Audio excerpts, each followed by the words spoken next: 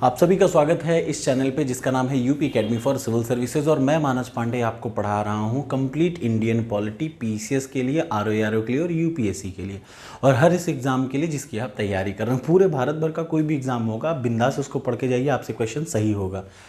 आज की ये वीडियो बड़ी इंपॉर्टेंट है क्योंकि आज मैं सबसे आसान तरीका बताऊंगा 3 संवैधानिक संस्थाओं को एक बार में रट लेने का। आप एक को पढ़ेंगे और तीनों वैसे ही हैं, इसलिए बड़ी आसान भाषा में मैं आपको तीनों समझाऊंगा और इस गारंटी के साथ कि यहाँ से हर साल एक प्रश्न जरूर आता है। संवैधानिक संस्थाओं में भी ये क्यों ज़रूरी है? क्योंकि इनके हितों का संरक्षण सबसे ज़्यादा ज़रूरी है। ये क्या है? National commission for scheduled caste, national commission for scheduled tribes और national commission for backward caste. मतलब एनसीएससी सबसे पहला, एनसीएससी दूसरा, एनसीबीसी और तीसरा एनसीएसटी। 3 कमीशन बनाए गए। अब मैं जरा उनके इतिहास के बारे में मैं बता देता हूँ और बहुत ही ध्यान से समझिएगा कि क्या है राष्ट्रीय आयोग, क्यों बनाया गया, कैसे बनाया गया। ओरिजिनली संविधान, जो भारत का संविधान था, उसमें एक आर्टिकल है आर्टिकल 338। कौन सा आर्टिकल?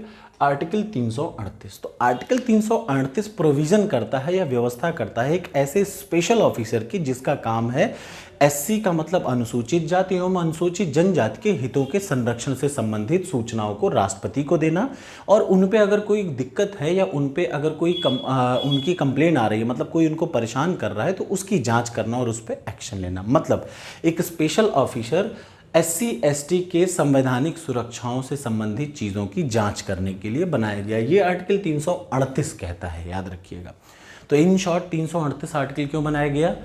एससी का मतलब अनुसूचित जाति एवं अनुसूचित जनजातियों की सुरक्षा के लिए एक स्पेशल ऑफिसर बनाया गया। ये संविधान ने किस आर्टिकल में भेजा? 338वें आर्टिकल में भेजा। ध्यान से सुनिएगा, एक ऑफिसर 2 चीज़ों की, मतलब एससी की भी जांच करेगा और एसटी की भी जांच करेगा। ये स्पेशल ऑफिसर बनाया गया। अब अगली बात, 1978 में, ये एक चीज़ बड़ी ज़रूरी है क्योंकि यूपीएससी में तो सीधे इससे डायरेक्ट प्रश्न पूछता है और यूपी पीसीएस भी बहुत बार पूछ चुका है। जब मैं कह रहा हूँ इसका मतलब ये मान के चलिएगा, हो सकता है यही आपके एग्जाम में आ जाए। तो अब क्या है, 1978 में गवर्नमेंट ने एक रेजोल्यूशन निकाला।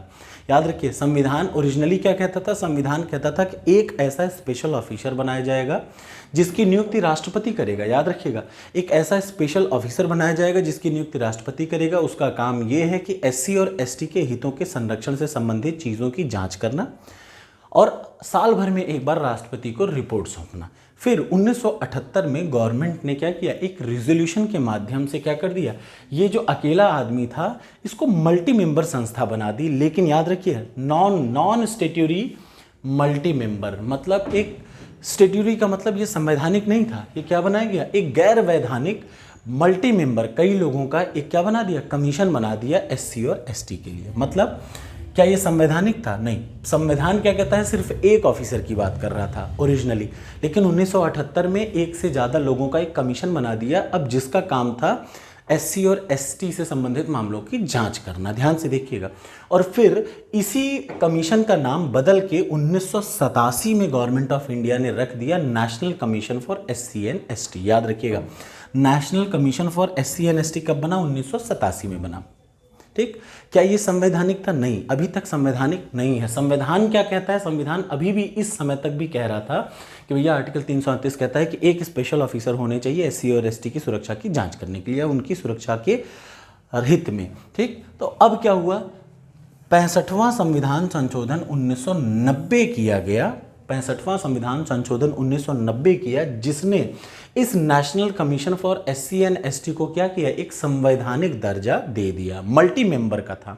मल्टी मेंबर का मतलब एक से ज़्यादा मेंबर था। तो याद रखिए, एससी और एसटी को national commission for SC and ST, मतलब राष्ट्रीय आयोग एससी और एसटी के लिए इसको संवैधानिक दर्जा कब मिला? 65वें संविधान संशोधन 1990 के द्वारा मिल गया। अब ये एक आदमी की जगह पे क्या बन गया?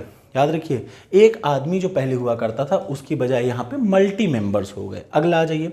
फिर इसमें एक और अमेंडमेंट किया गया, 89 मतलब 89th अमेंडमेंट, कॉन्स्टिट्यूशनल अमेंडमेंट 2003 के तहत, 89वां संविधान संशोधन 2003 के तहत ये जो दोनों काम थे, याद रखिएगा, ध्यान से सुन लीजिए, ये दोनों के काम को अलग कर दिया गया। मतलब एक कमीशन बनाया गया national commission for scheduled caste और दूसरा कमीशन बनाया गया national commission for scheduled tribes. बनाने जाने के लिए क्या किया गया? अमेंडमेंट करके इन लोगों के काम को अलग अलग कर दिया गया। और इसी एक्ट के तहत याद रखिएगा 89वां संविधान संशोधन 2003 के एक्ट के तहत 2004 में, कब 2004 में national commission for backward cast बना और national commission for scheduled cast बना एक अलग, और national commission for scheduled tribe बना। 2 कमीशन बना। कब बन के निकला याद रखिए, अस्तित्व में आया या फिर एग्जिस्टेंस में आया 2004 में। किस अमेंडमेंट के तहत? इस अमेंडमेंट के तहत। ये बात आपको एकदम रट लेनी चाहिए। अगला आ जाइए, तो क्या बन गया आर्टिकल 338 क्या कहता है? National commission for scheduled cast हो गया। और 338(1) इसके बारे में बताने लगा, national commission for scheduled tribes. तो याद रखिए शुरू में एक आर्टिकल 338 था, ठीक, एक सिंगल मेंबर का। उसके बाद उसको 65वें संविधान संशोधन 1990 से क्या कर दिया गया? मल्टी मेंबर कर दिया गया और दोनों के लिए वो कर दिया गया। और इस संविधान संशोधन 2003 में क्या किया गया? 2003 में एक अमेंडमेंट किया गया जिसके तहत 338 आर्टिकल किससे संबंधित हो गया? National commission for scheduled cast, मतलब राष्ट्रीय आयोग एससी के लिए, और 338(a) बनाया गया राष्ट्रीय आयोग शेड्यूल्ड ट्राइब्स के लिए। याद रखिएगा, ठीक है। तो 2 लोगों के लिए अलग अलग कमीशन बन गए। ये दोनों एग्जिस्टेंस में कब आए? 2004 में। अब आप मुझसे पूछ सकते हैं और बिल्कुल पूछना चाहिए कि सर इनके काम कार्य प्रणाली कैसी हो? एग्जैक्टली सेम रहेगी, कोई भी अंतर नहीं रहेगा। देखिए इनके पावर वही रहेंगे, इनके फंक्शन वही रहेंगे। तो इसका मतलब इसके बाद एक चीज़ आप पढ़ लीजिए, जैसे नेशनल कमीशन फॉर एससी आपने पढ़ लिया, उसका फंक्शन और उसका पावर, वैसे ही और चीज़ों पे भी लागू होगा। जो 1-2 अंतर है वो मैं यहाँ समझाते चल रहा हूँ, ठीक है ना। अब सबसे बड़ी बात, ये जो नेशनल कमीशन होते हैं, नेशनल कमीशन 2 बने, national commission for scheduled caste और national commission for scheduled tribe.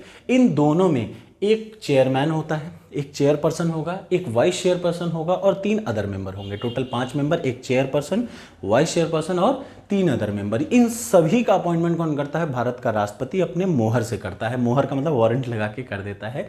इनकी कंडीशन सर्विसेज की क्या रहेंगी ये भी कौन डिसाइड करता है? भारत का राष्ट्रपति। अब इनका काम क्या है याद रखिए। अभी पहले मैं आपको पढ़ा रहा हूँ राष्ट्रीय आयोग एससी कैटेगरी के लिए। अब आप मुझे खुद सोच के बता दीजिए, जब ये 2004 से बन गया तो जैसे नेशनल कमीशन फॉर एससी काम करता है, ठीक वैसे ही कमीशन काम करता है कौन सा? एसटी वाला। तो मैं आप बता दूँ इनका काम क्या है। इनका सबसे प्राइमरी काम है संवैधानिक एवं कानूनी सुरक्षा प्रोवाइड कराना, या फिर याद रखिएगा लीगल सेफगार्ड, मतलब एससीओ के लिए, मतलब अनुसूचित जाति से संबंधित व्यक्तियों के लिए कानूनी एवं संवैधानिक सुरक्षा प्रोवाइड करना। दूसरा, अगर कोई कंप्लेंट आए तो उस कंप्लेंट को देखना। याद रखिएगा, कोई कंप्लेंट अगर मान लिया किसी एससी को कोई परेशान कर रहा है, कोई शेड्यूल्ड कास्ट को, हरिजन को कोई परेशान कर रहा है, तो उससे संबंधित चीज़ों को देखना। और तीसरा, एनुअल रिपोर्ट किसको देना? राष्ट्रपति को देना। ये बात भी बहुत ज़रूरी है, ठीक है ना। एनुअल रिपोर्ट किसको देना? राष्ट्रपति को देना। दूसरा काम क्या है? उनके कोई कंप्लेंट आ रही है उसको तत्काल रूप से जांच करना। और तीसरा क्या है? इनके हितों की रक्षा के लिए रिकमेंडेशन देना। अब बात आती है पावर ऑफ द कमीशन। याद रखिएगा, जो कामकाज, जो फंक्शन एससी के लिए कमीशन का है वही फंक्शन होगा एसटी के लिए, और लगभग वही फंक्शन होगा बैकवर्ड कास्ट के लिए। तो कितने कमीशन हो गए? 3 कमीशन हैं। एक है national commission for scheduled cast 338, दूसरा national commission for scheduled tribe 338(a), और तीसरा NCBC, national commission for backward cast, ये ठीक। एनसीएससी, एनसीएसटी और एनसीबीसी, ये 3 अलग अलग क्या बनाए गए? कमीशन बनाए गए, लेकिन तीनों की शक्तियां एक ही हैं। याद रखिएगा, ये आयोग, मतलब ये जो कमीशन 3 के तीनों मैंने आपको बताया, इन तीनों की शक्तियां एक जैसी हैं, कोई अंतर नहीं है। सबसे पहला बात, जब भी कोई कंप्लेंट आएगी संबंधित वर्ग से संबंधित, मतलब कोई एससी कैटेगरी की कंप्लेंट आ रही है तो किसके पास जाएगी?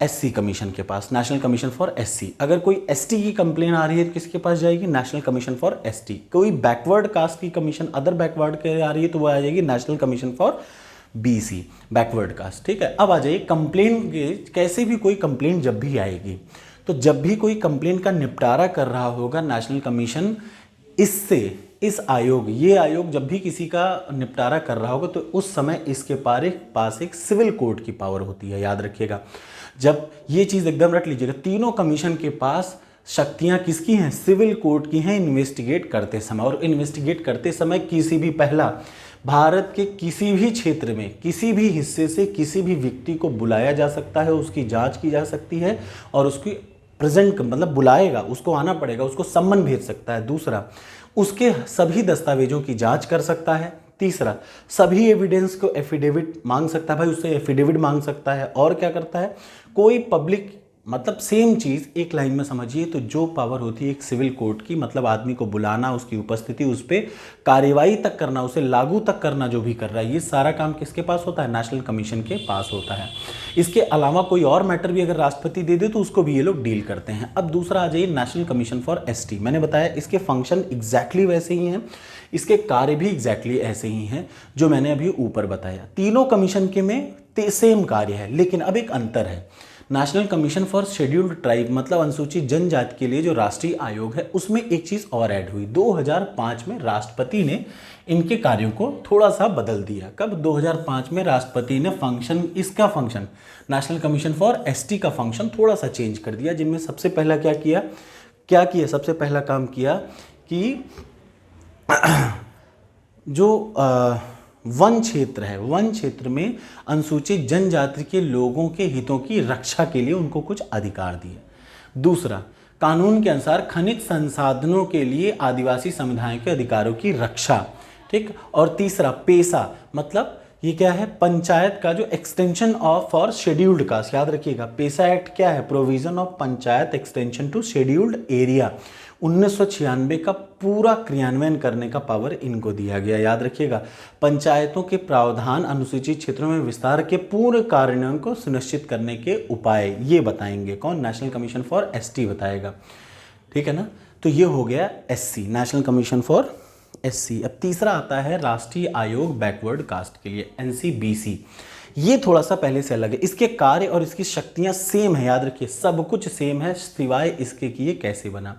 1992 में मंडल केस में सुप्रीम कोर्ट ने एक निर्णय दिया कि गवर्नमेंट ऑफ इंडिया को अब क्या करना है, गवर्नमेंट ऑफ इंडिया को एक ऐसा आयोग बनाना है जो पिछड़े वर्गों के हितों की संरक्षा को या सुरक्षा को सुनिश्चित करे।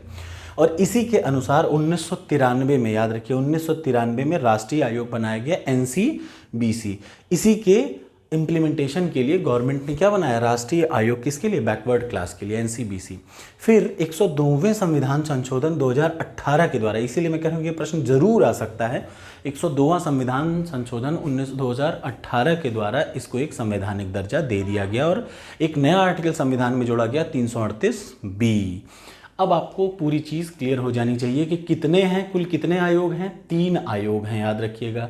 कौन कौन से आयोग हैं और उनकी शक्तियों के बारे में आपको एक बार फिर से बता दूं कि सबसे पहला आयोग है NCSC, national commission for scheduled cast, article 338 कहता है। NCST, national commission for scheduled tribe, article 338A कहता है। और तीसरा NCBC, national commission for backward cast, article 338B कहता है। ये रट डालिए, तीनों की कार्य और तीनों की शक्तियां लगभग सेम है, सिर्फ एक में थोड़ा अंतर है कि एक बाद में बना, 2 पहले बना दिए गए। ठीक, कैसी लगी वीडियो ज़रूर बताइएगा, मैं आपके कमेंट्स का वेट करता हूँ। Thank you so much.